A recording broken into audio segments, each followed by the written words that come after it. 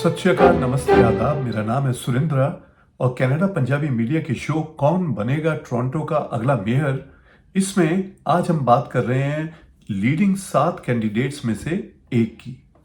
तो दोस्तों, बात यह है कि 26 जून को इलेक्शंस हो रहे हैं, बाई इलेक्शंस हो रहे हैं टोरंटो के मेयर के।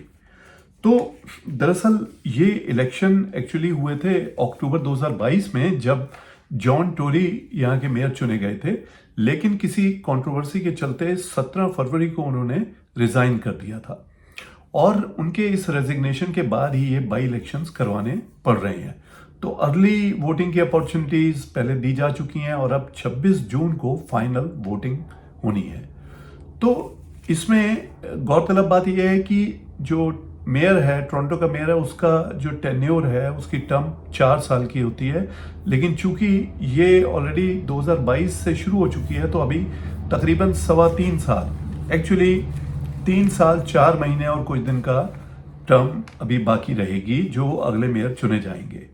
तो इस समय 7 कैंडिडेट्स जो ओपिनियन पोल के मुताबिक लीड कर रहे हैं और हम चाहेंगे कि हम 7 कैंडिडेट से आपको उनकी जानकारी आपको दें, ताकि आप डिसाइड कर सकें कि वोट किसको डालना है। हम बात करेंगे जो कैंडिडेट हैं एना बेलाओ की। तो एना बेलाओ की बात हम करेंगे अपने इस शो में, और ये 46 साल की हैं एना बेलाओ, यूथफुल हैं, एनर्जेटिक हैं और एक्सपीरियंस भी हैं पॉलिटिकली काफ़ी, क्योंकि 2003 से ही इनका पॉलिटिकल करियर शुरू हो चुका है और ये सिर्फ सिटी पॉलिटिक्स करती हैं। टोरंटो शहर की पॉलिटिक्स में ही इन्होंने अभी तक हिस्सा लिया है। तो सिटी काउंसलर ये बनी 2010 में और उसके बाद 5 साल के लिए टोरंटो और ईस्ट यॉर्क की डिप्टी मेयर भी रही। और जब हमने उनसे पूछा, हमने एक्चुअली उनका इंटरव्यू लिया और हमने उनसे पूछा कि वो किस पॉलिटिकल पार्टी को बिलोंग करती हैं, तो वो कहने लगी कि टोरंटो सिटी की पॉलिटिशियन हैं और टोरंटो की भलाई के लिए काम करती हैं और उसके लिए किसी भी पॉलिटिकल पार्टी के साथ वो बात कर सकती हैं।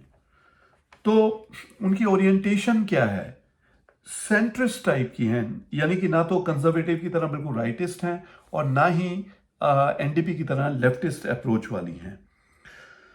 तो 2010 से नवंबर 2022 तक सिटी गवर्नमेंट में रही, कई अचीवमेंट्स उनके नाम हैं। डिप्टी मेयर रही, हाउसिंग चेयरपर्सन रही और बतौर हाउसिंग चेयरपर्सन कई कुछ इनोवेटिव हाउसिंग इनिशिएटिव्स शुरू किए। एना बेलाओ का कहना है कि उसने प्रोविंशियल और फेडरल गवर्नमेंट दोनों से ही टोरंटो की हाउसिंग के लिए बिलियंस ऑफ डॉलर्स की फंडिंग ग्रांट्स उपलब्ध करवाई। तो अफोर्डेबल हाउसिंग के लिए भी उन्होंने फंडिंग को $96 मिलियन से 4 बिलियन तक पहुंचाया, ऐसा उनका क्लेम है।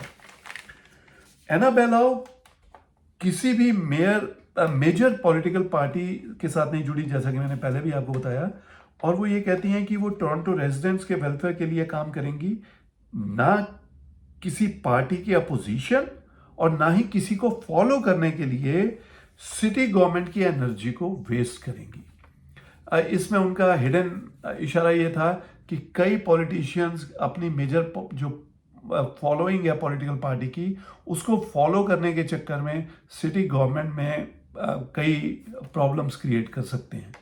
तो उनके ट्रैक रिकॉर्ड से ये पता चलता है कि सरकारी प्रॉपर्टीज की रक्षा की और फार राइट अप्रोच के साथ लड़ाई की। क्या हुआ कि 2012 में जब मेयर रॉब फोर्ड ने 706 सिटी ओन्ड घरों को बेचने की कोशिश की, यानी कि टोरंटो सिटी गवर्नमेंट की जो मलकियत वाली प्रॉपर्टीज थी, 706 घर थे, उनको उन्होंने बेचने की कोशिश की। तो एना बेलाओ के ग्रुप ने एक रिपोर्ट तैयार की और सिर्फ 55 सरकारी घरों को ही बेचना रिकमेंड किया उन्होंने। तो इससे ये पता चलता है कि एना बेलाओ की अप्रोच सेंट्रिस्ट है, यानी कि प्रो प्राइवेटाइजेशन की नहीं है, पर प्राइवेटाइजेशन के अगेंस्ट भी नहीं है। ऐसा इसलिए मैं कह रहा हूं कि 2011 में जब टोरंटो में हाउसिंग के लिए प्रोविंशियल और फेडरल गवर्नमेंट्स दोनों की ही फंडिंग बहुत कम हो गई थी, तो एना बेलाओ और अफोर्डेबल हाउसिंग कमेटी ने प्राइवेट सेक्टर एक्सपर्ट्स के साथ राउंड टेबल मीटिंग करके अफोर्डेबल हाउसिंग बनाने की प्लानिंग की और एना बेलाओ का एक बड़ा इनिशिएटिव क्रिएट टीओ के नाम से एक एजेंसी बनी और जो अभी भी काम कर रही है। एक्चुअली उसके पहले प्रोजेक्ट पे अभी कुछ दिन पहले ही काम शुरू हुआ है, तो नहीं है, जब जरूरत पड़े तो प्राइवेट प्लेयर्स के साथ भी बात कर सकती हैं। 2020 में पुलिस डीफंडिंग के अगेंस्ट एना ने वोट किया और अपना विचार जाहिर किया कि भाई वो पब्लिक सेफ्टी के लिए पुलिस की फंडिंग नहीं रोकना चाहती। एना बेलाओ ने बताया कि उनकी हाउसिंग चेयरपर्सनशिप के दौरान 2020 से 2030 तक का हाउसिंग एक्शन प्लान तैयार किया गया है। इस प्लान में बहुत सारे इनोवेटिव तरीके निकाले गए जिससे टोरंटो की हाउसिंग प्रॉब्लम्स को सॉल्व किया जा सके। पर असली सवाल तो ये है कि अब जो प्रॉब्लम्स हैं इस समय, जो टोरंटो घिरा हुआ प्रॉब्लम से, यानी कि बहुत घाटा चल रहा है बजट में और फंडिंग की प्रॉब्लम है और ऐसे में हाउसिंग की कमी है और लोग बहुत परेशान हैं और टीटीसी की सर्विसेज घटा दी गई इसी घाटे के चलते, तो उन सर्विसेज, टीटीसी की कम सर्विसेज से लोग बहुत परेशान हैं। तो ये दो बड़ी समस्या। तीसरी वायलेंस की समस्या, तो पुलिस की जो प्रोटेक्शन है, जो सिक्योरिटी है, तो इनके लिए जो फंडिंग चाहिए वो फंडिंग कहाँ से आएगी। तो ये हमने एना बेलाओ से पूछा तो उन्होंने कहा कि इसके लिए उन्होंने एक इनोवेटिव तरीका निकाला है। वो ये है कि वो 2 बड़े हाईवेज को सेल कर देंगी ओंटारियो गवर्नमेंट के पास। तो वैसे तो टोरंटो भी ओंटारियो प्रोविंस में ही आता है, तो इसलिए ओंटारियो प्रोविंस को ऐसी प्रॉब्लम होनी नहीं चाहिए। तो उससे क्या होगा कि 2 बिलियन से ज़्यादा का भी फंड टोरंटो गवर्नमेंट के पास आ सकता है। पर सवाल यह है कि डग फूड मानेंगे क्यों? तो एना बेलाओ ने स्माइल करते हुए कहा कि क्यों नहीं मानेंगे, कि टोरंटो के वोटर्स की मर्जी के खिलाफ तो नहीं जा पाएंगे। आफ्टर ऑल उन्होंने टोरंटो के वोटर्स को नाराज नहीं कर सकते। और दूसरी बात यह है कि हर साल के एंड में Ontario government Toronto city government को चेक देती है। वो इसलिए देना पड़ता है कि टोरंटो सिटी गवर्नमेंट जो है उसका बजट घाटे में चला जाता है, उसके बाद घाटा होता है तो उसे फंड्स की ज़रूरत होती है, तो ओंटारियो प्रोविंस को वो देना पड़ता है।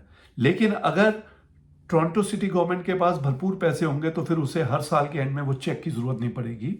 तो इसलिए ओंटारियो प्रोविंस को उसमें भी कोई प्रॉब्लम नहीं आनी चाहिए। तो इस फंड से वो कहती हैं कि वो टीटीसी में और स्टाफ लाएंगी और टीटीसी की सर्विसेज को बढ़ाएंगी, ज़्यादा बढ़ाएंगी।